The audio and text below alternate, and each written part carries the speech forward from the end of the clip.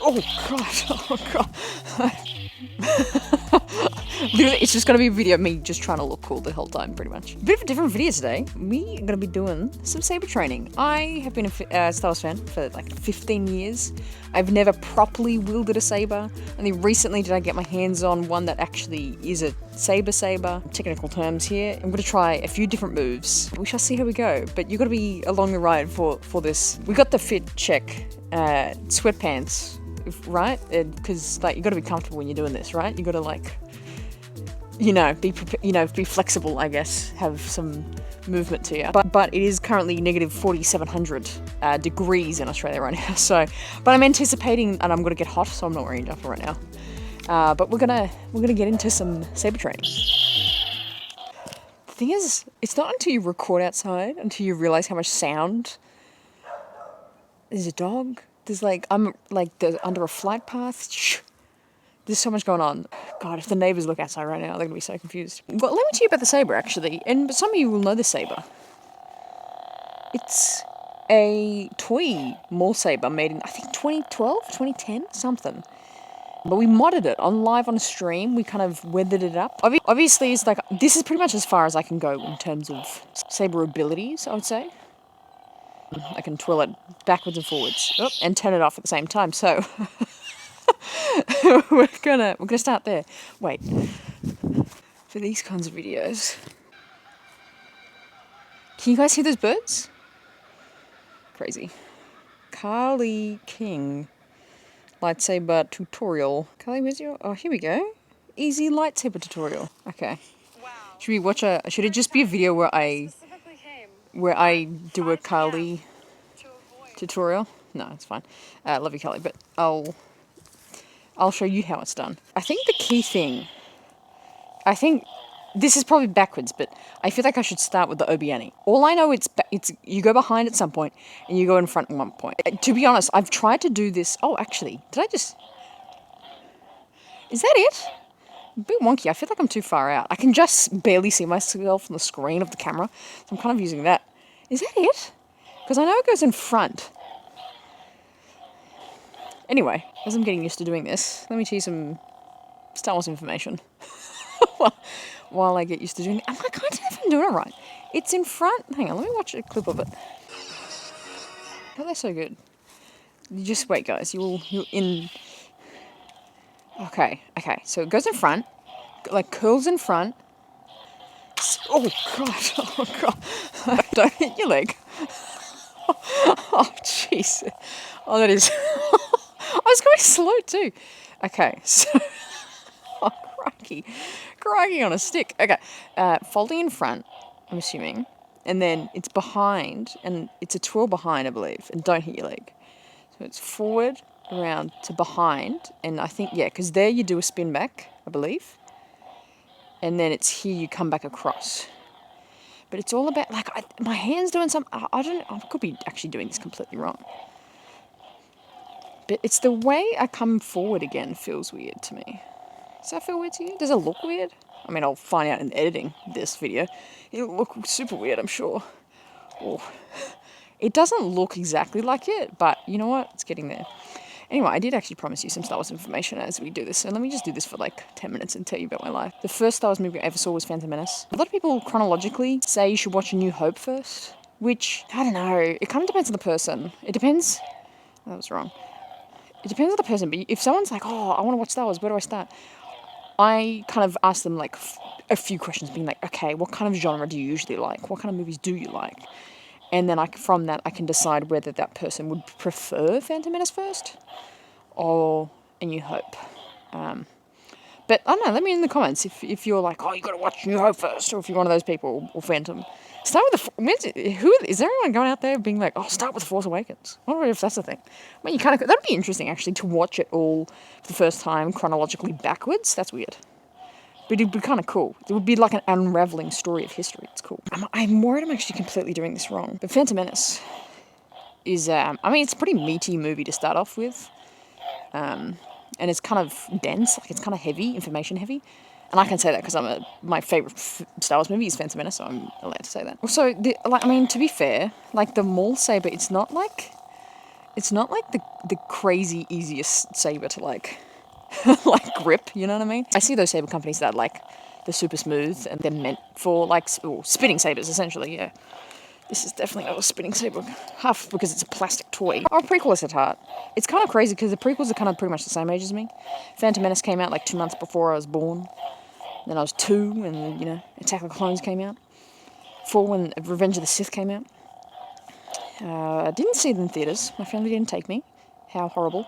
But you would say, oh yeah, you wouldn't take a 4-year-old to see Revenge of the Sith. But they took me just the year later, 2005. I was 5 years old. They took me to Return of the King. Like Lord of the Rings Return of the King. Like, have you seen that movie? That's not a light movie. Shelob, the Ayasaran, like, fuck, every bloody thing happens in that movie. And they're like, yeah, let's take this 5-year-old, our 5-year-old, to this. Truth be told, I actually really loved it. I still love Lord of the Rings to this day. But still, I find that so funny by my family. Like, what were my parents thinking? Like, it wasn't even like another family member, like friends or anything. It's like literally my mum and dad were like, hey, can I come on down? Watch with your brothers. Return of the King. Oh. Another topic, Clone Wars is always the key to my heart. The way I found out that Clone Wars existed was interesting, because I had seen Star Wars movies. I thought they were really great. I mean, I wasn't really on the internet. I was like 10 or whatever. My mum and dad knew that I liked Star Wars, so they got me a Star Wars like Easter egg package, if that makes sense, where it's like, it comes with like, oh Jesus, I keep turning it off while I spin it. Where it's like a package of like a chocolate egg, and it came with like a cup, and I think like a little hat or a spoon or something. And it was a Star Wars themed, like, Easter bundle egg thing.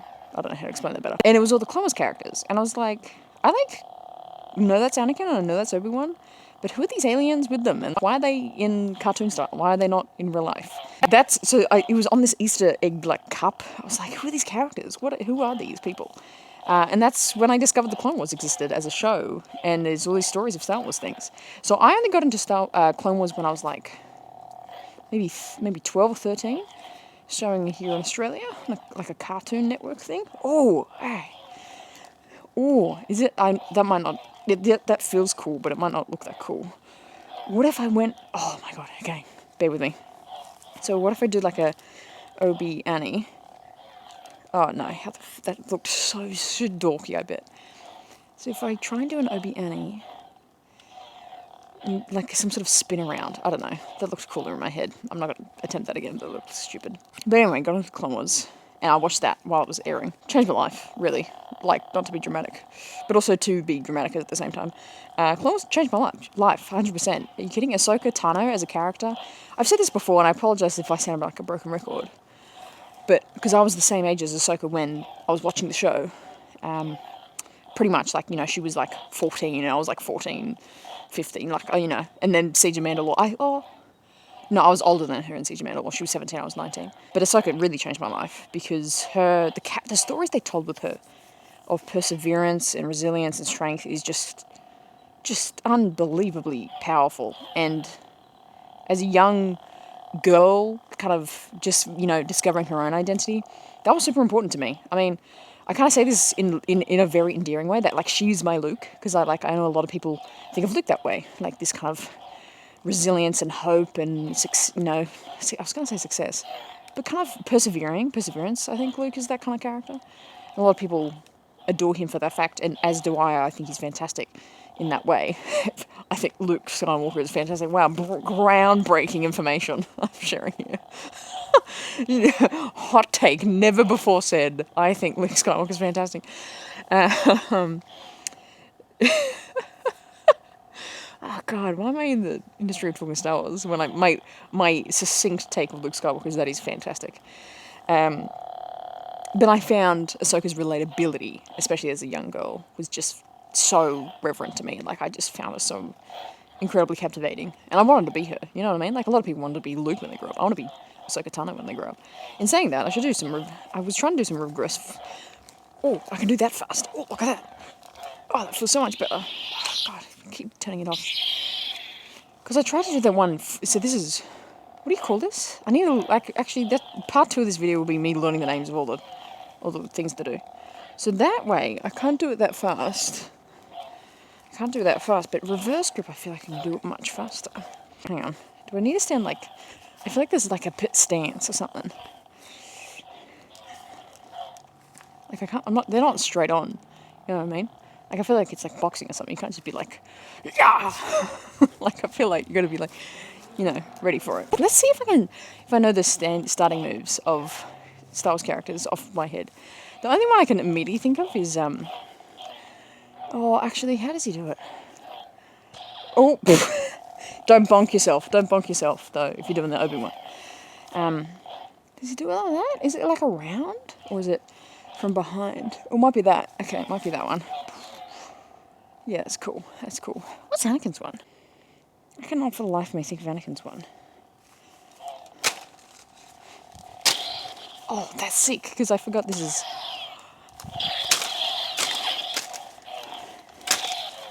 Oh, that's sick. What is Anakin's one? Is it just in front? Is it just that?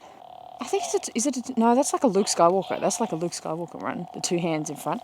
It's Anakin's stunning pose. Anyway, roast me in the comments for not knowing that. Ahsoka Season 7 is peak Star Wars character, like, storytelling. Insanely good. That's probably the best told character story, in my opinion. I think that's the best told character, like, arc and development. Ahsoka through the Clone Wars, period. Anakin's a close second there. Like, his story told through the Clone Wars. But I think Ahsoka takes the cake because of her focus within Season 7. Season 7 alone is, like, almost the best told story of Star Wars. Let me know my skills, though. I think we have a lot of room for improvement. I'm going to work on that Obi-Wan. I looking back on this, I'll figure out if I'm doing this completely wrong. But I appreciate you hanging out with me today and talking Star Wars. Let me know in the comments those questions I asked you. And also drop down below what kind of move I should learn next. I'll see you in the next one. Make sure you always choose the right side.